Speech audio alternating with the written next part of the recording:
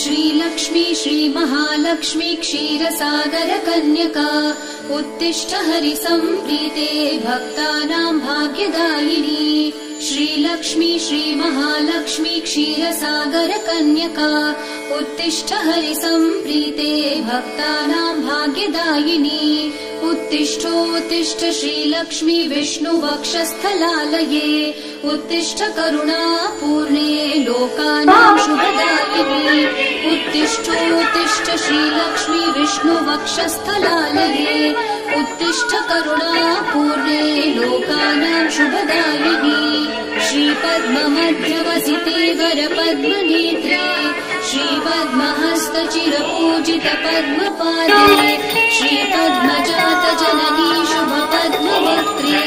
श्रीलक्ष्मी भक्तवरदे तव सुप्रभातम्।